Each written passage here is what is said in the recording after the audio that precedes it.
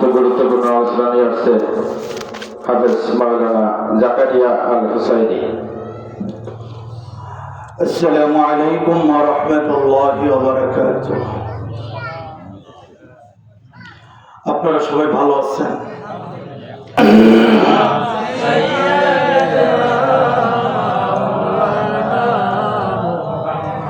ওয়া আলা আলি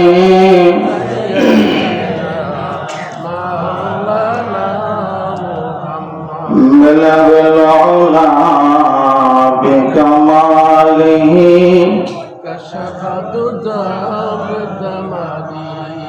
حسنت جميع خصاله আলহামদুলিল্লাহ। বরগুনা জেলার অন্তর্গত লাকুরতলা কায়েতবাগ মুমিনুদ্দিন নুরানী হাফিজি মাদ্রাসার উদ্যোগে বার্ষিক একদিনব্যাপী ওয়াজ মাহফিলের সম্মানিত সভাপতি, আজকের মাহফিলের সম্মানিত প্রধান অতিথি, মুআজ্জাজ মুকাররম জাতির মাতার মুকুট হযরত উলামায়ে কেরাম, আমার সামনে উপবিষ্ট অত্র এলাকার সম্মানিত মুরব্বিয়ানে কেরাম, পর্দার অন্তরালের সম্মানিত মা ও বোনেরা, আল্লাহ শুকর যে মহান রব্বুল আলামিন আপনাকে আমাকে ঠান্ডার ভিতরে জান্নাতের বাগানের জুড়ে মিলে বসার তৌফিক দান করছেন। সে মহান রব্বুল আলামিনের দরবারে আমরা সকলেই কালিমাত ও শুকর আদায় করি, সকলেই পড়ি আলহামদুলিল্লাহ। সন্তানকে কেন মাদ্রাসায় পড়াবো? এখানে একটা নুরানি হাফিজি মাদ্রাসা চলতেছে, এই মাদ্রাসায় কেন সন্তানকে ভর্তি করাবো? এই কেনর জবাব আপনাদের সামনে উপস্থাপন করব ইনশাআল্লাহ। কারণ এটি একটি মাদ্রাসা কেন্দ্রিক মাহফিল।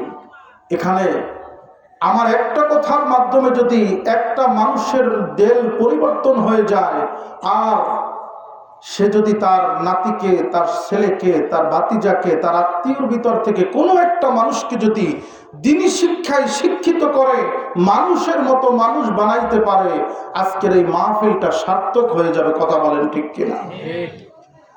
ভাইরা আমার,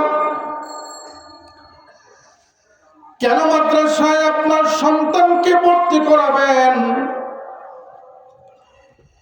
আমি এই বর্তমান যুগের ভিতরে ভালো করে ফিকির করে দেখছি, ভালো করে বিশ্লেষণ করে দেখছি, এখন পর্যন্ত আদবওয়ালা সন্তান যদি খোঁজ করা হয়, খোঁজ করলে পরে পাওয়া যায় এখন পর্যন্ত নুরানি হাফিজি মাদ্রাসা, কওমিয়া মাদ্রাসার ভিতরে আদবওয়ালা সন্তান পাওয়া যায়। কথা বলেন ঠিক কিনা?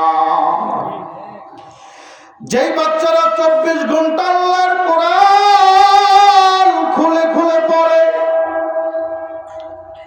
যেই বাচ্চারা ভোর রাত্র থেকে শুরু করে রাত্র 10টা পর্যন্ত আল্লাহর কোরআন সামনে নিয়ে হেলে আর দুলে আল্লাহর কোরআন পড়ে, আপনারা একটু জবান খুলে বলবেন ওই সন্তান কি কোনোদিন বেয়াদব হইতে পারে?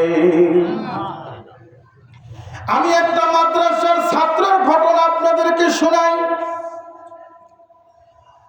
ওই মাদ্রাসার ছাত্রকে আল্লাহ রাব্বুল আলামিন এত বড় দামি বানায়া দিছে, ওই ছাত্রের নাম হলো নোমান বিন সাবের।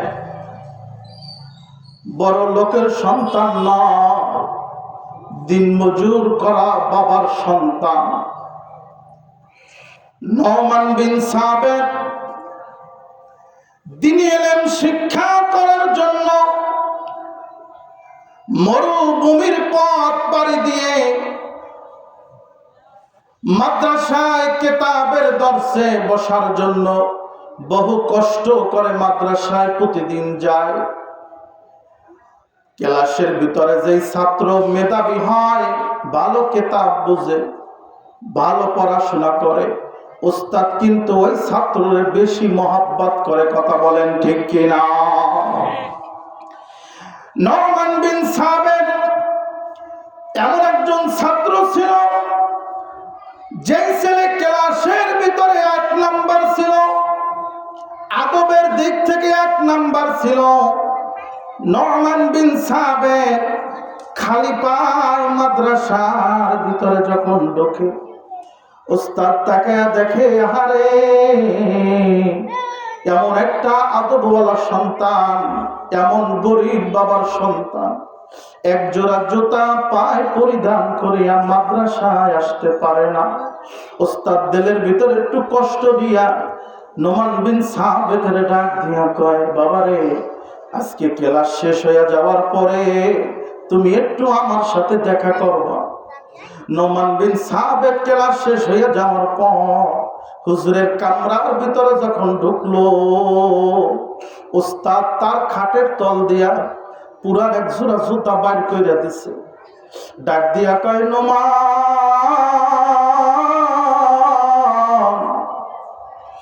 আমি উস্তাদ বড় গরিব, আমার ইচ্ছা থাকা সত্ত্বেও আমি তোমার নতুন এক জোড়া জুতা দিতে পারলাম না। আমার ব্যবহৃত জুতা আমি তোমার আজকে দিতেছি।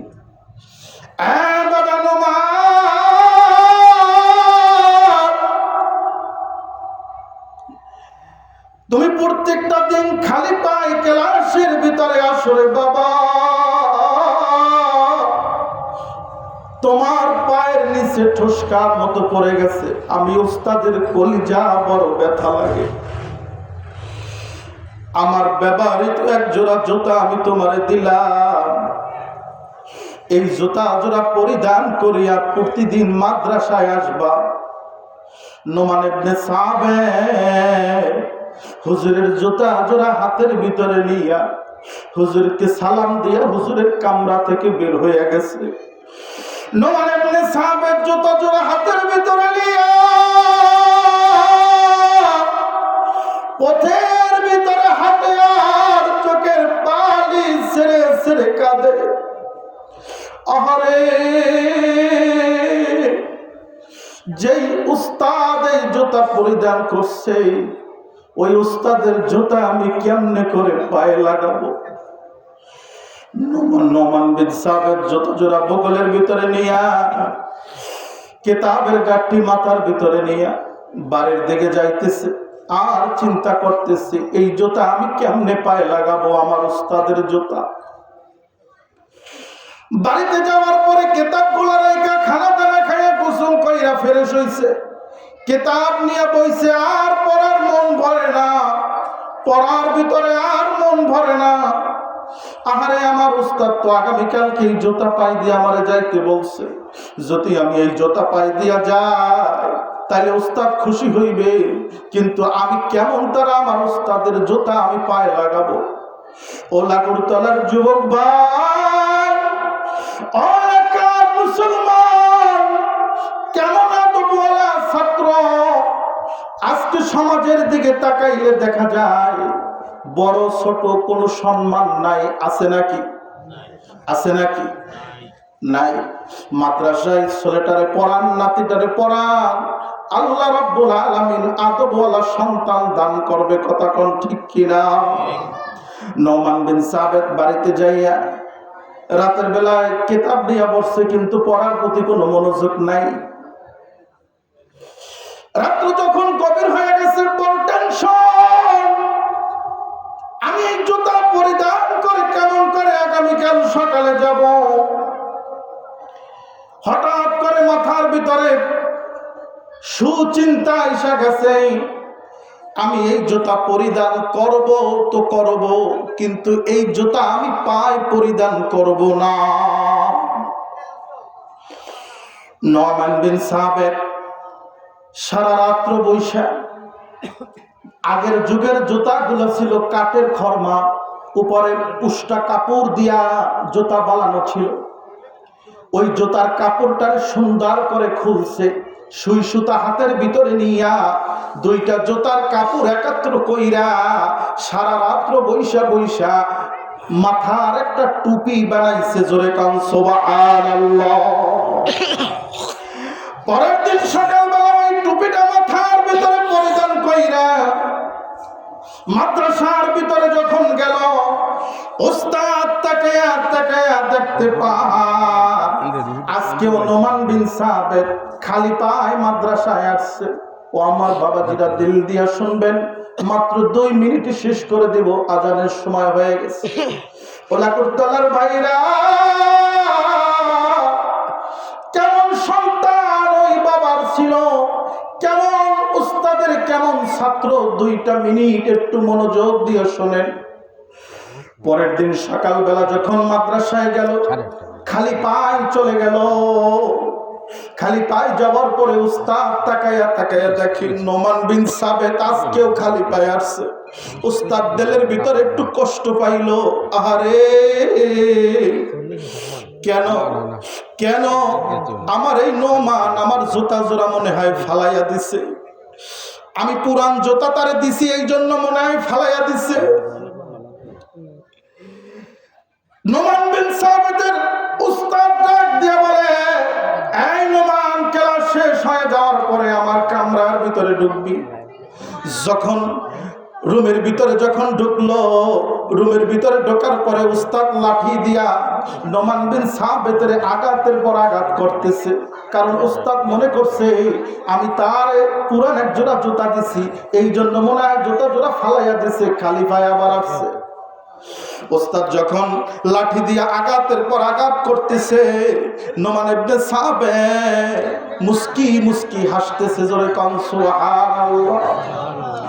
ওস্তাদ এক পর্যায়ে রাগান্বিত হয়ে ডাক দিয়ে বলে, আরে নোমান, মানুষকে মার দিলে আঘাত দিলে কাঁদে, তুই কেন হাসো? নোমান ডাক দিয়ে কয়, ওস্তাদ গো, মদিনা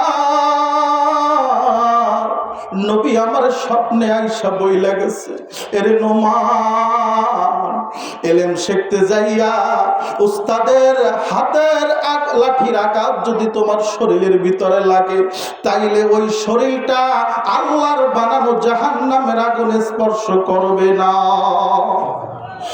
ওস্তাদ ডাক দিয়া কয়, নোমান রে, আমি তোরে এত মারা মারতেছি, কেন তুই কোনো কিছু বলো না? আমার জুতা কই, তুই কি ফালাইয়া দিছ? নোমান ডাক দিয়া কয়, ওস্তাদ গো, আপনি শুধু আমার পায়ের দিকে তাকাইলেন, একটা বার আপনি কি আমার মাথার দিকে তাকায়া দেখছে? ওস্তাদ তাকায়া দেখে নোমানের মাথার ভিতরে আমার ব্যবহৃত ওই জুতার কাপড় দিয়া একটা টুপি বানাইছে, ওই টুপিটা তার মাথার উপরে দেওয়া। উস্তাদ ডাক দিয়ে কয়, নোমান রে, তুই আমার জুতার কাপড় দিয়া মাথার টুপি বানাইছ রে বা, আয় আয়, তুই আমার বুকের ভিতরে আয়, আমি তোর জন্য একটু আল্লাহর কাছে দোয়া করব।